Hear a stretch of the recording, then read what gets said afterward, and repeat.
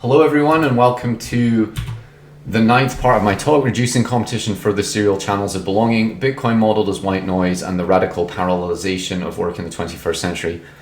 Part 9 is called Internet Process Safety. I'm a process safety engineer by background. I was chartered with the Institute of Chemical Engineers in the UK. A lot of the work I did was around ensuring the safety of very large hydrocarbon processing facilities that could create major accident hazards.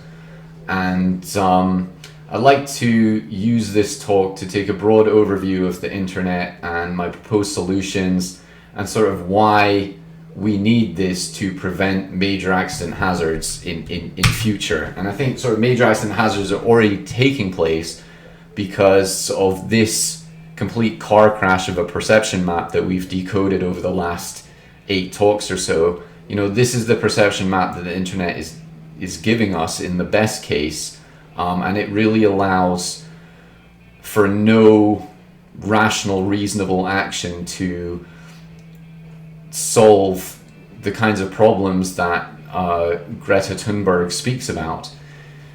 So, and we sort of need to do a lot better than this, because if we're talking about collective intelligence, this is the best business model we can think of today, and it's really completely inequitable and unworkable from a social perspective. And we also talked about how siren servers sequester our predictive capability, and it's holding on to our predictive capability that allows us to coordinate at scale. Okay. We also talked about how this 0 to 1 Peter Thiel process calculus is very similar to network hacking. Network hacking and entrepreneurship can be modeled on the Romeo-Juliet diagrams in exactly the same way. And this network hacking can happen in a good way, like with PayPal is probably a good thing, but it can also happen in a bad way with like financial derivatives and big finance and banker bailouts and all sorts of other malicious ways our value networks can be hacked and subverted, and wealth and power can be stolen from us as well. So in talk 6 we identified this Cree order of capital as anarcho-accumulationism, and in order to reliably coordinate at scale, we need ways of converting proof of work type deliverables into proof of stake type deliverables and vice versa. Okay, and a lot of this collective intelligence stuff and blockchain stuff, UN stuff, WHO stuff, Greta stuff is all about solving super wicked problems like climate change, ocean pollution, air pollution, etc. And I'm not going to read all these bullet points off this slide, but I'll put the slides in the description. And this defines what super wicked problems are, and they undoubtedly do exist. But they create excuses to sequester wealth, and there's a great deal of wealth and power sequestered, but there's nothing being done to link up Greta in the bottom right hand corner with Linus Torvald in the top left hand corner, other than this sort of glib Silicon Valley, by the way, don't be evil kind of a thing. It's not good enough. There's no systems in place to allow people to solve these problems and capitalize upon them. So in the absence of that, we don't know where the wealth goes. We don't know who's involved and why. There's absolutely no quality assurance of this, and therefore, in my opinion, a great deal of the super wicked problem space is really just racketeering and fear-mongering politicians into handing over our tax money to people who really are doing nothing to solve the problem in a sustainable way. They talk about sustainability, but you talk to them about solving the problem in a sustainable way and they curl up on the floor into the fetal position and start crying and saying, oh, you're being so unfair, this and that. Well, if we can't do this in a basic way that makes sense economically and from an engineering perspective, then there's no point doing it, and it is basically racketeering in my opinion. And just to anchor this, like, the work being done to solve super wicked problems remains uninsured and or open source. A lot, in my opinion, because the wealth accumulation system really doesn't care about solving them, but also even if it wanted to solve them, if it has no visibility of competence and or QA, then the work to solve them can never be insurable and can never be capitalized upon. And I would like to take this opportunity to say that if anyone in the super wicked problem space is resistant to this idea of competence in QA, then that is a massive, massive red flag. Okay, because we're taxing people and scaremongering people to a very large degree, but with no accountability or visibility or QA on how this money is spent. It is bound to end up in the pockets of special interests who don't care, who are just after doing the marketing piece and collecting the money and then doing some kind of token piece of work to please the bureaucracy, but actually doing nothing of any tangible value. And therefore, if we can't reliably convert work into state with transparent competence and professional reputations, and QA, then solving super wicked problems is like pissing in the wind while being bitten by a vampire. It is pure racketeering and is actually just counterproductive and pointless, because we're giving money to people who have no interest in solving the problem. It's not just, it's good to talk about this stuff, but we're not interested in solving it in an adult way and using the systems that are already in place to prevent major accident hazards, to do proper engineering. It takes 10 years from the age of 18 to become a chartered engineer. It's a lot of hard work, and a lot of that time is spent doing very difficult, hard work and sacrificing your social life and what have you, in order to be able to make these proper decisions. If we're not even valuing that at all, we may as well all just give up and go home, okay? And essentially pissing in the wind while being bitten by a vampire is what happens anyway, because this perception map at the start, okay, is produced by, okay, this system. This is what the system really is, okay? And it's big finance, big data, and normal people. And whenever normal people try and get live, especially these days, Twitter, Facebook, big tech is censoring them. They get their bank accounts frozen. All kinds of bad things happen to them because it's basically big finance and big tech ganging up on normal people to racketeer against them. And there's nothing on this yellow square that values competence, proper professional values. It's all just about what's good for those in power. And that's why we're getting these toxic perception maps, why people are being censored, because why there's all this fear mongering over climate change and pollution, but really nothing is being done to solve the problem, because those in power don't give a shit about the problem whatsoever. Okay, and it's been my experience that every time I've tried to present proper engineered solutions to this problem, I get shut down, and in my opinion it's because it is kryptonite to the modus operandi of the existing system, which is just purely greed based. Okay, so questions to ask ourselves: does social media censorship make the world better or worse? Okay, on what basis are we censoring people?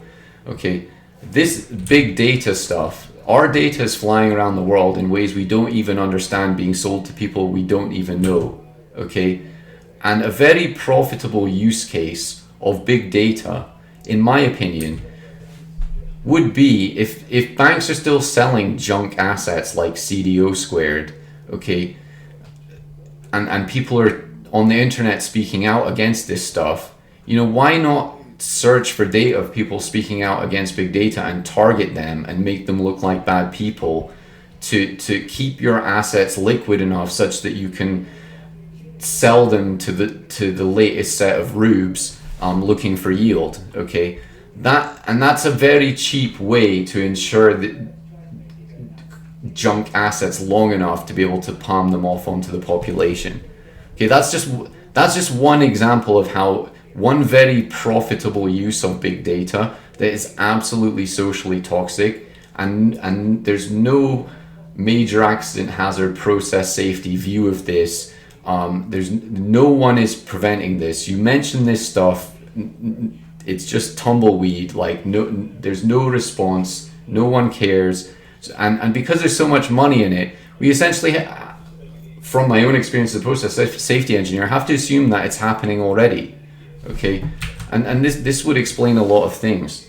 And then on the internet, why are social and professional concerns separated technologically when we need them both together? Okay, if someone's making a comment on social media as a lawyer, a doctor, an engineer, what right has the big tech fact checkers have to censor them for that? What are they going to go on Wikipedia and Google the answer? Okay, we can't have people with no situational awareness fact checking what people are saying with a great deal of it. Okay, that's what Jaron Lanier describes as digital Maoism. Okay, but it's not Maoism, it's greed. It's just all about money and power, essentially. And that's why, in my opinion, we're shitting all over our creatives and engineers at the time they are needed most. Okay, because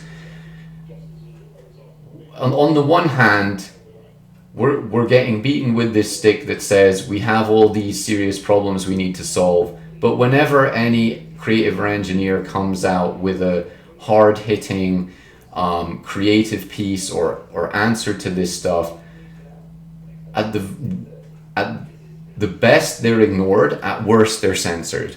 Okay, and it's completely incongruent, and you point it out, and again, there's no safety culture around this stuff. There's no sense of mutual responsibility. It's all just about making money. Okay, and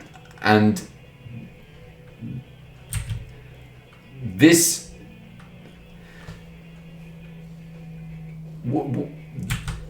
perception map, okay, is being punted on us to keep us controlled and make us feel like we have no sense of agency or power over our situation.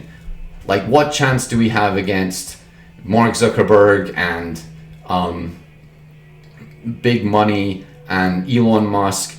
And the earth might be flat anyway. Everything is just a lie. So let's just all smoke weed at Burning Man because it's all hopeless and we're just being lied to all the time.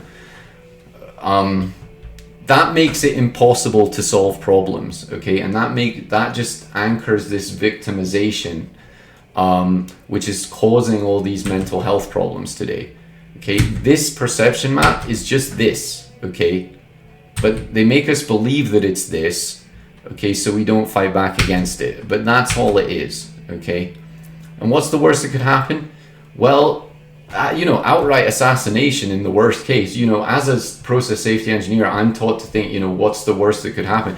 You could have someone, speaking out against junk assets. There's $500 trillion of junk derivatives floating about the world today. You have someone speaking out against that. Big finance could pay pennies to find out who that person is and spend $1 million to destroy that person, so they can sell $1 trillion worth of junk assets. Okay, that's an incredibly profitable business model, and based on my understanding of North America, it's probably happening already. It would explain a lot of things.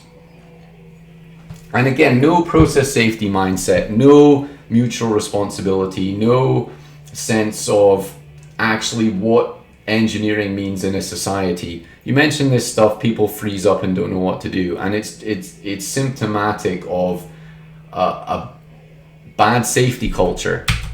Okay, So John Sokol, for example, invented numerous technologies that made billions of dollars for various Silicon Valley companies, was consistently targeted professionally, reputationally, economically, and socially, had his bank account frozen, passport confiscated, and has been homeless numerous times.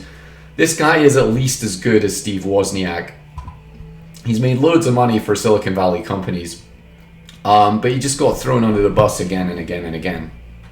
Okay, and this system could be easily used to be doing this, and it wouldn't surprise me if it is. Ross Ulbricht, okay, I don't believe he was behind Silk Road. I met the guy, kind of nice guy, kind of innocent, on his sort of Bitcoin cryptocurrency vision quest, probably fell in with a bad crowd.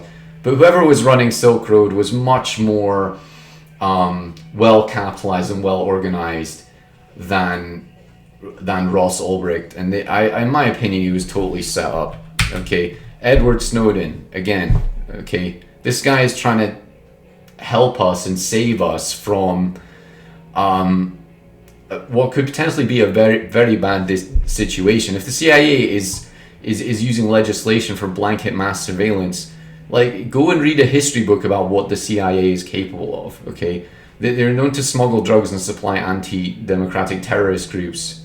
They've done all kinds of stuff. Okay, this last bullet point is just what's known. There's a whole bunch of other stuff that's hearsay that is much, much worse than that. And I won't go into it because I might get the YouTube fact checkers onto me. But okay, so if the CIA is known to smuggle drugs, why did we invade Afghanistan for a start? Okay, this is a real chart. When we invaded Afghanistan, the Taliban put a lid on heroin production. Okay, as of 2018, it's an all-time high. Okay, drug-related deaths in Scotland, all-time high. Okay, that's mostly heroin. Okay, and it's mostly coming from here. Okay, and the CIA are known to smuggle drugs. Okay, and they're also using blanket mass surveillance. Do you get the picture? This is a real thing. I know it says History Channel, and History Channel does like stuff on ancient aliens and stuff, but the Iran-Contra affair, go Google it. I'll put the link in the description. That is a real thing, and these are the same people doing blanket mass surveillance on us using this system. Okay, it's completely unsafe. Okay. So, and recent events where there's just mass banning from Twitter, the storming of the US Capitol building, all this stuff, people feeling so aggrieved, it's broken down and exploded, okay? And it's due to there never having been a single ounce of safety culture in the whole system.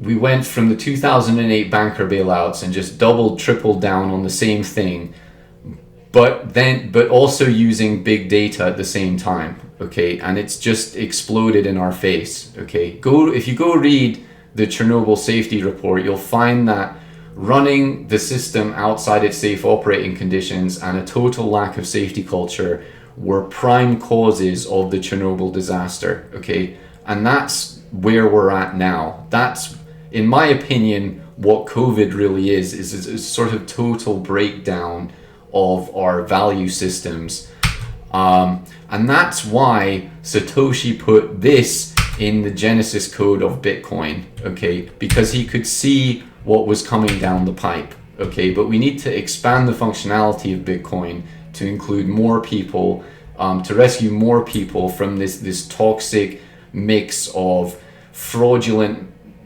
malfeasance in banking and willy-nilly selling of our data to people whose intentions we know nothing about. They could be trying to kill us. We don't know anything about that, and there's no real legislation in place to stop it.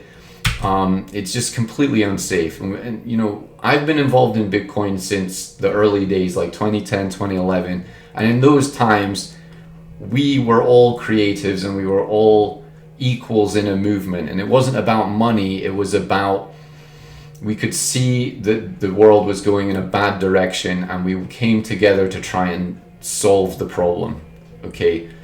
And we all felt like we were Satoshi Nakamoto like we felt we were sort of Spartacus. Okay, it's like Satoshi Nakamoto at that time wasn't a multi-billionaire. Okay, he was a fairly wealthy guy who had a nice idea. Okay, but he wasn't so superior to everyone else. Okay, and we need to get away from this idea that wealth and money make you superior. No, it's your ability to be self-responsible and do the right thing, and also be responsible for your fellow man, that makes you special. That was Satoshi Nakamoto's core value when creating Bitcoin. After he created it, a Bitcoin was worth a cent. Okay, it's not like it was worth $40,000 overnight. Okay, for a long time, it was all about the vision and the creative purity, and that's what we need to get back to as a cryptocurrency community, as a Bitcoin community, because there's just we're absorbing so many bad habits from the wider world into what was originally created to tackle those bad habits. Okay. And the bad habits are essentially this, okay? Baby boomers messed up the money count by $516 trillion, okay? And that is a giant hot potato that's gonna land somewhere, and I'll be damned if it'll land on me or anyone I care about or love, okay? If I will die trying to make sure that bomb lands back exactly where it was created. Okay, and that's really what cryptocurrency and Bitcoin is all about to me. It's about making us safe from this out of control corruption and malfeasance that is the main cause of our problems. Okay, we don't want this. Okay, we have all these people from Silicon Valley telling us this and that about what society means, what it means to care about your fellow man. Go to San Francisco and see how they care about each other. They don't at all.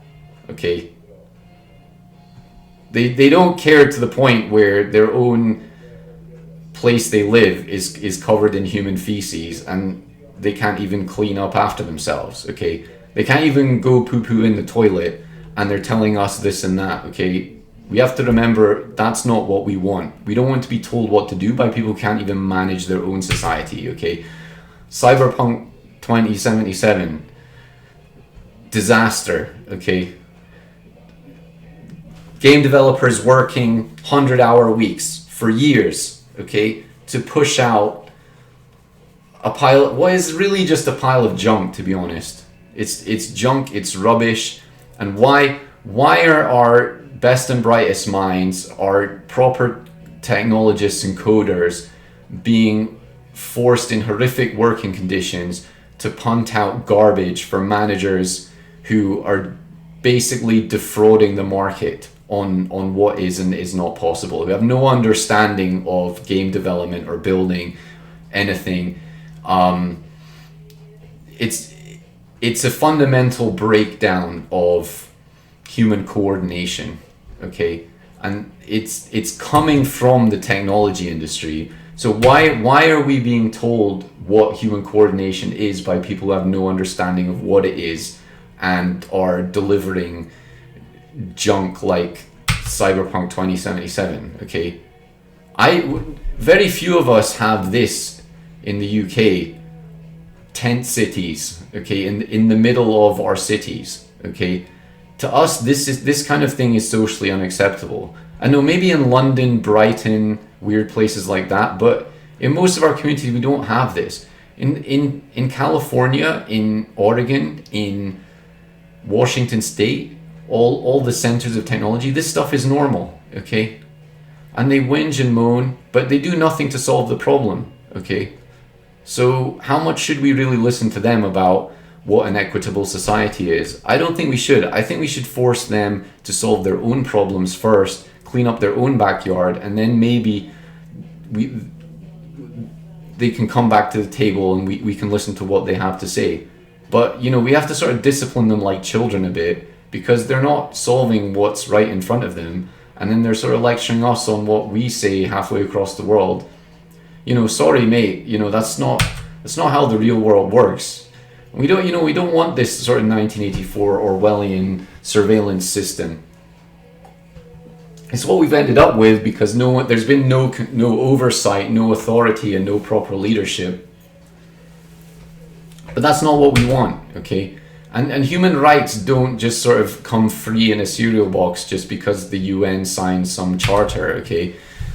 Human rights are a function of our ability to coordinate at scale and giving and trusting and educating each other that we can manage our resources situationally. Okay, our culture and our heritage are evolutionary data learned the hard way. And then we have these people who can't take a poo-poo in the toilet even, trying to overwrite our culture and heritage and how we've done things for hundreds, thousands of years, when all they care about is greed and money, okay? They've had no safety awareness of how they built their own systems, their own communities, and then they come along and browbeat us over this and that. It's completely wrong, and never allow these people to overwrite what you know to be right in your heart, because they don't even care about each other in their own community. So it shows you how much they care about you. They absolutely do not. And this means human rights mean trusting each other but also with full transparency and accountability. Okay, and this means we're free, but we're disciplined. Okay, we lead disciplined lives. Discipline, in my mind, is freedom because it's self-control. And it's only through self-control that we can control our surroundings. But social media and the internet and a lot of the cryptocurrency industry is about no self-control. It's about over-promising, under-delivering, not managing other people's resources properly, not even being able to provide basic UN standards of sanitation in their own city, not being able to house and clothe your own neighbors, okay? That's being unfree, okay? That's lacking discipline, okay? Freedom is discipline, and we have this outside alien agenda brought upon us by a technology stack that no one did a hazard and operability study on to begin with, that is making us unfree because it's making us undisciplined, okay? And also free to bet, okay? So despite 250 years of innovation, okay, since the 1780s, okay, we still essentially have this two-tiered system of economics, okay? 250 years ago, it was very easy to unpick because you get paid in copper coin and you try and exchange it for gold and silver or try and take it to a bank and they wouldn't accept it, okay? And the system of control was quite clear, okay? Today it's become obfuscated, but it's basically this, and this is basically the same as this, okay? It's the same thing, okay? And if you disagree with that, well, I'll put the video link to, this is extremely dangerous to our democracy in the description if you don't know what this means, okay? And basically, okay, our society has reached an inflection point of complexity where people who think they're in control are doing things and they're getting the wrong feedback because the systems of measurement and operation haven't been designed properly, okay? And it's being fed through this for pure profit, and then it ends up as this, okay? If you haven't seen Soylent Green, go watch it, okay? It will remind you a lot about today, okay?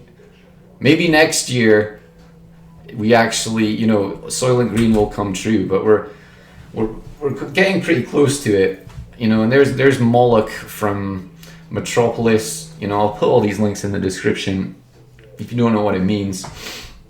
But in light of this virtuous circle, which is very simple, this is how things should work, okay? If we're not doing the safety stuff and the risk stuff, okay, which as a minimum needs this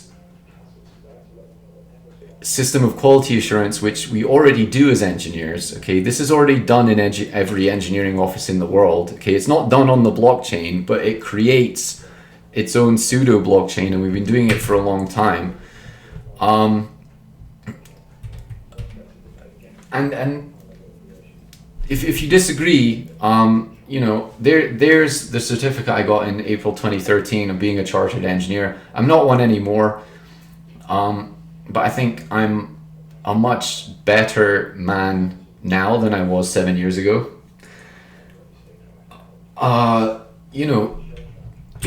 If you think that your ideas are better than this just because you have a lot of money and power, show me some credentials that say so, okay, beyond money and power, because this is the reality, this is the economic reality right now, okay? How can we possibly solve super wicked problems when following the banker bailouts, following unaffordable housing, COVID-19, etc., our young people are in terrible economic straits, while boomers do absolutely nothing to help them other than say, pull yourself up by your bootstraps, okay? Okay, healthcare expenditures going hyperbolic, okay? Education spending going way up, outcomes staying the same, okay? Tuition fees, medical care, housing going way up beyond inflation, okay? Suicide amongst young people skyrocketing, okay? This shows that the system is broken, okay? And the whole point of the Romeo-Juliet diagrams is to get some process engineering understanding on the systems of process calculus from finance to media and technology, such that they can be examined from a safety perspective and be tailored to how the real world works and making society livable for ordinary people, and especially young people, so they don't feel the urge to kill themselves like they are now, okay?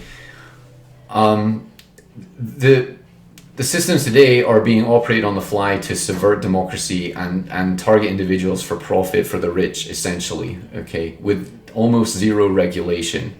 And the problem with regulation today is that all those in important positions are still boomers, okay? So there's no actual young people adopting these positions of power to be able, and young people who've grown up with this technology, who know how it works, to be able to have an informed opinion on how to regulate it. No, it's people who've been doing things the same way since 1972 have this alien technology land on their desk, and just because they're old and crusty, they know best. Well, that's not how it works, okay?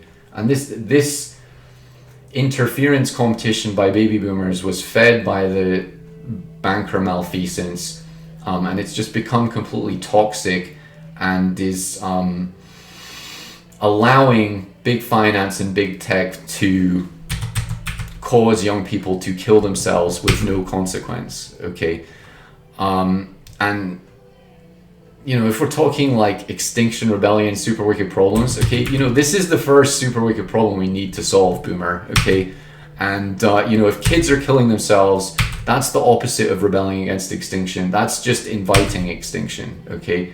So, and this is why things like Extinction Rebellion get labeled as organized crime groups, because if you're calling them the suffragettes fought for a fully staked participation in society for women, okay, for everyone, essentially. They wanted equality. Boomers don't want equality, okay?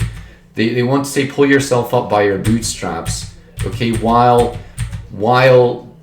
living in Soylent Green world. Okay, it's rubbish and it's nonsense, and this stuff needs to be violently resisted, in my opinion. Okay, because us people who are sort of under 40 know how it is, and we can't allow the agenda to be dictated by people who have absolutely no understanding of what the problems are, and no consequence if problems arise, and don't suffer from the problems. Okay, for rebelling against extinction, the first thing we need to do is not leave young people out in the cold in poverty completely ill-equipped to defend themselves from predation. Okay, that's the number one way you constructively rebel against extinction, and that's the one thing we're not doing. So what is Extinction Rebellion? I don't know. Okay, it seems quite Kool-Aid cultish to me. Okay, especially if we're not converting competence and professional reputations into state reliably, then it probably is an organized crime group. And I've spoken to a guy from Extinction Rebellion, and he has no interest in any of this stuff. He's more interested in doing financial derivatives on the blockchain and COVID-19 passports for a virus that has the same fatality rate as a common cold. So what can we be left concluding? It probably is some kind of Kool-Aid cult organized crime group, in my opinion. If they're not interested in solving the problem like adults using the systems developed by engineers over centuries, then what are you doing? You're not doing anything useful, in my opinion. And what's this guy's name? He's the leader of the Labour Party. Okay, I don't know why he's the leader of the Labour Party. I've never heard of him before. I don't think anyone else heard of him before he came one. Okay, and to be honest, it doesn't even matter, because he's a stooge and he'll never save you from a single thing. There is no left wing today. There is no one speaking up for the working class. Okay, Jeremy Corbyn tried to and got shut down. And Tony Blair is an enormous piece of shit, okay, who belongs in jail.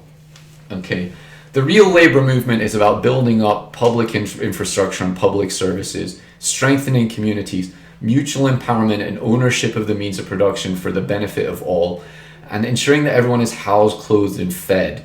Okay, if they're not housed, clothed, and fed, then they're disempowered and can't defend themselves from predation. Okay, defending each other and mutual and self-responsibility are at the heart of what the labor movement really is. Okay, what it is today is a bunch of money-grubbing power politics, a bunch of stooges, warmongering, burning and tearing things down both at home and abroad. The Middle East, Libya. I mean, Colonel Gaddafi, say what you like about him. He gave married couples $50,000. He gave every citizen of Libya a stake in the oil production of Libya. Housing was a human right in Libya. He tried to create a Pan-African gold-backed currency. Okay, he did a lot of things that were actually constructive and good for his people. And now there's slave markets, there's terrorist rebel groups that have taken over large portions of the country and are causing mayhem in other regions as well.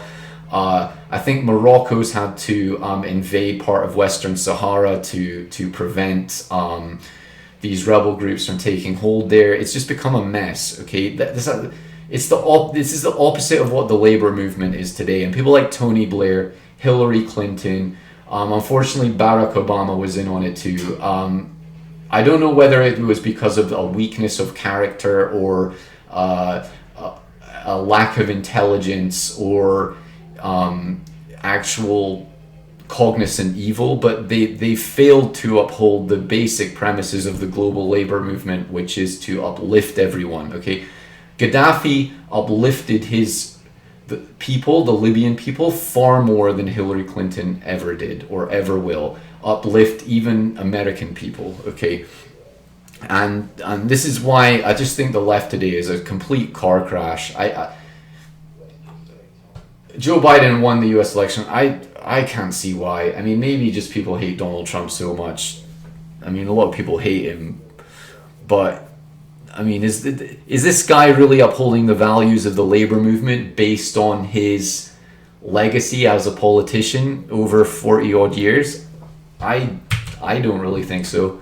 Marcus Rashford has done a lot more to uphold the values of the labor movement than Joe Biden ever will. Okay, and if we're talking optics propaganda, the best propaganda and optics that the labor movement has is the truth. And the truth is humanity generates an untold amount of wealth.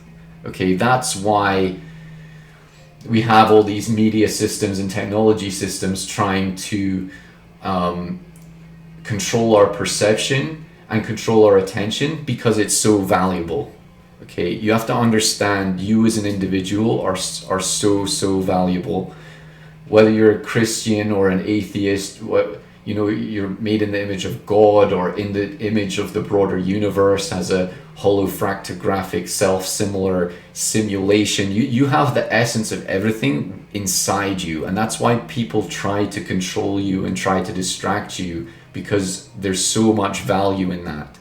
And the way to overcome that is with truth and self-responsibility, competence and mutual trust. Okay, that's all we need.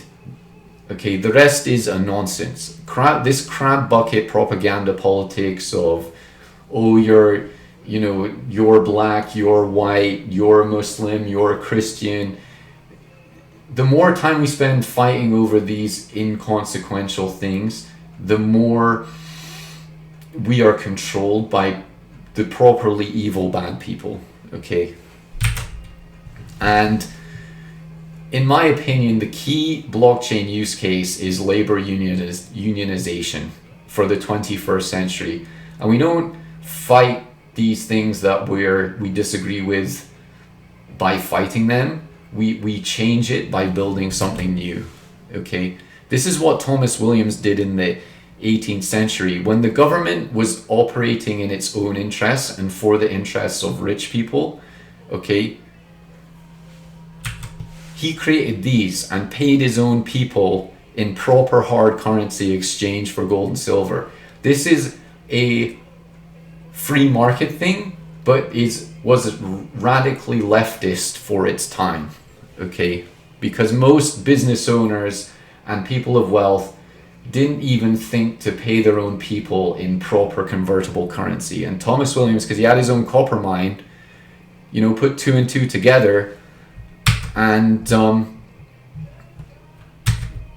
made this. Okay, and that formed the basis of the Industrial Revolution of the 19th century. Okay, and we've already explained this in previous talks. Okay, but we need regulations and standards and codes and clear expectations of what is right and wrong on top of that. And we also need good marketing that demonstrates the uniqueness of what we're doing, such that people know there's some sort of like monopoly rent available to capitalize upon what's going on. And that needs to be communicated to everyone who wants to get involved into our project.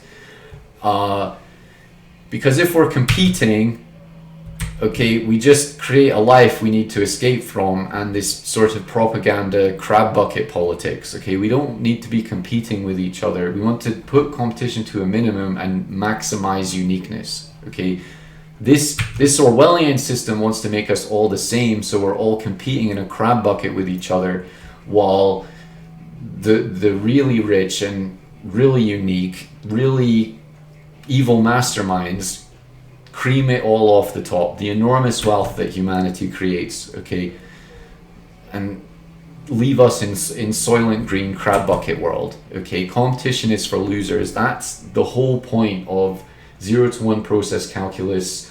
The whole point of this talk is, stop competing with each other, stop arguing with each other, work out what makes you unique, other people unique, and how those can be synergized together for a greater good. Okay, and thus, okay, we get this, where we have clear standards, codes, procedures, guidelines on this green to red sequestration channel, and clear, unique marketing, unique creativity, unique branding on this blue to yellow sequestration channel. Okay, so we all have the opportunity to do this, and it's clearly communicated by the codes and the uniqueness of the creativity of the marketing that's coming out of our project.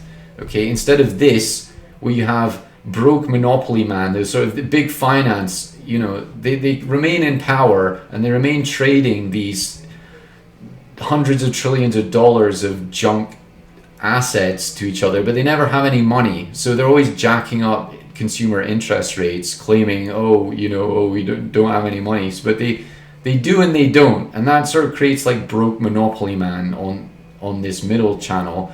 And then down the left-hand side, we essentially have this sort of Orwellian surveillance capitalism. And then down the right-hand side, we have Soylent Green. Okay, that's what we have now. That's what was built now. That's why everything is so messed up at the moment. And we need something more like this. Okay. And this gives us this worldview, which is basically, you know, either, you know, fuel your death drive and, you know, drive your Lamborghini at 200 miles an hour to try and keep up with Elon Musk, or just sit in Burning Man smoking weed. Okay. And that causes learned helplessness in young people, which gives us this outcome. And this is completely unacceptable.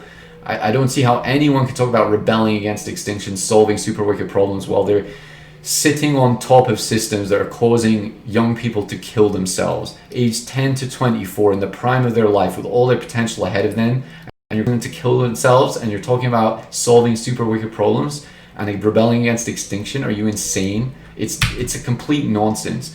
And this mannequin stooge, who nobody knows who he is, where he comes from, he's supposed to represent the labor movement. I mean, who the hell is that guy? And we're sequestering an enormous amount of resources to solve problems like climate change, but they do nothing to convert this linear system into this circular economy. You show them ideas like cube spawn and they curl up and say, oh, a lot of people won't like it, this and that. Well, what's the point in sequestering the resources, taxing people, if you're not actually prepared to bite the bullet and do what's necessary to solve the problem? The only person I've met doing it is James Jones properly, you know, and he has to fight tooth and nail for every cent he gets. Yet we're giving up billions, trillions of dollars to all these supranational groups to go around giving TED Talks when they do absolutely nothing, no hard engineering whatsoever. It's a complete farce, and the only explanation is that it's just all a racket. And if there's nothing hard coded, there's no real engineering that you can quality assure coming out the other side of this sort of solving super wicked problem stuff, just assume it's a racket and they're pocketing the money. Okay, and then in response to blatant racketeering, which is what most of this stuff is, okay, this is what human beings do. Okay, from the bow and arrow to the longbow to the machine gun, okay, people will defend themselves from racketeering. And that is their first go-to thing will be machines of violence. Okay, and this is why the FGC-9 is probably the best mass-produced machinery in the collective intelligence network today. Okay, because it just lines up with what human beings do when their amygdala is activated. Okay, when they feel the fear and they see no way out, that's what they do in the absence of proper diplomatic, political, and technological leadership. And we need to be doing much better than this. If some random guy with no engineering experience is doing better than all the collective intelligence cognoscenti put together, that says to me that someone's taking the piss, and heads need to roll on this stuff. If we're sequestering billions, trillions of pounds to do nothing while some guy in a basement in the Netherlands is beating them all to the punch with no engineering experience whatsoever, that is a massive red flag in my opinion. And the answer to this is proper, competent labor unionization. Okay, we don't want to do this. We just want to have good, safe networks that allow us to demonstrate competence and collaborate, immune from the broader systems of vampiricism, racketeering, and parasitism that are killing especially young people today, but I think everyone's feeling the pain from them.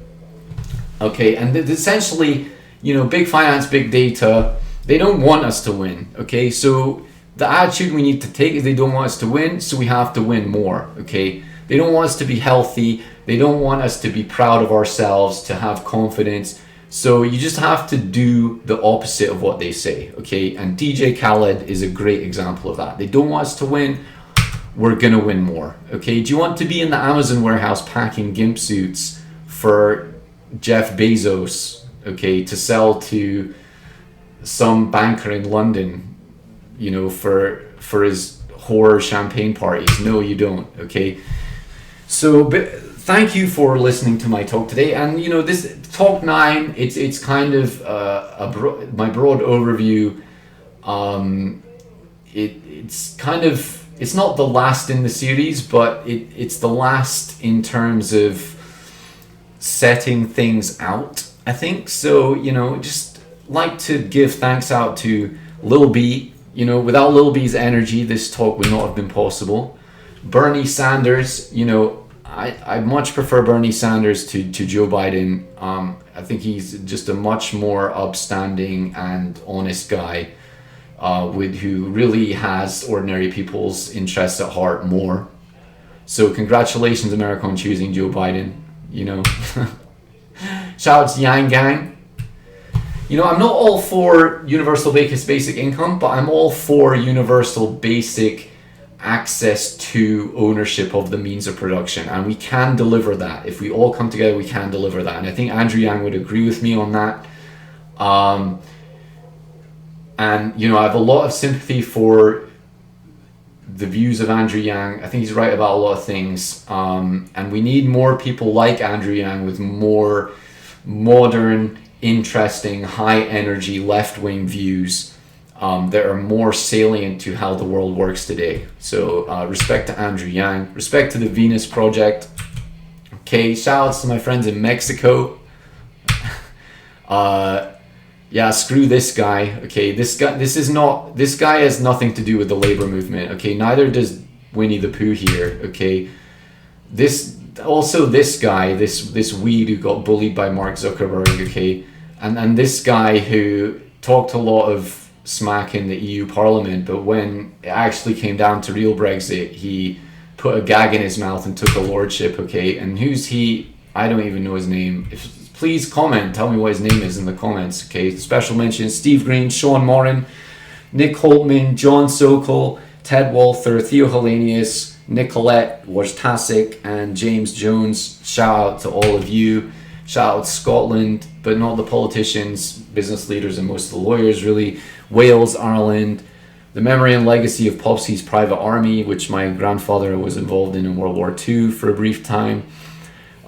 Proper working class people out here grinding daily to survive, who know how difficult it is, how unfair the system is. I wake up every day and I think of you and how to make the world better for you, safer for you.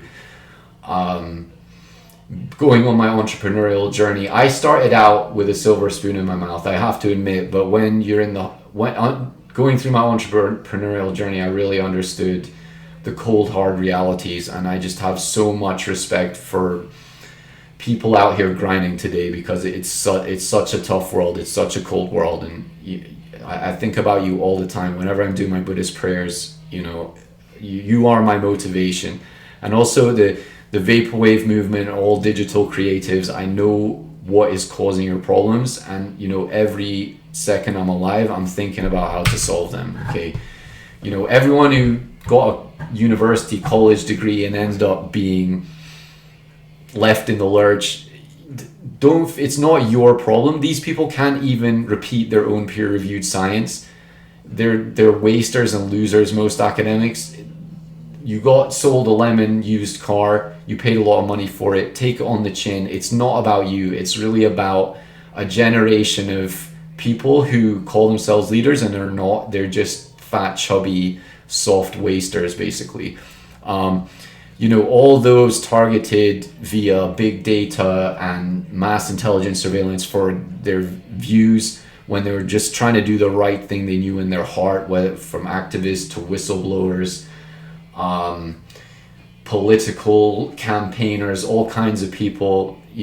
I know COVID has more to do with that than it does to do with a cold virus, in my opinion. All the engineers still in the system who know how broken it is but are still trapped inside it. Every day I think of you, okay? And we're gonna change it. And I'm 36 now, and I've known a lot of people whose life didn't turn out how they wanted it to, okay? And whether we still speak or whether we don't, I still feel you in my heart, and I'm still on the grind to change it, okay? So all aboard the banter bus, everyone. Toot toot. Still don't understand, go back to previous talks, okay? Thank you so much. And remember, if we can't tame ourselves, we can't possibly tame others, okay? Thanks so much for listening to my talk. I probably won't be posting another one for a little while now. I think 9 is really a capstone talk, but I will be adding appendices to this, maybe, because there's a lot to unpack here, but the rest of it will probably be about unpacking what's already been said.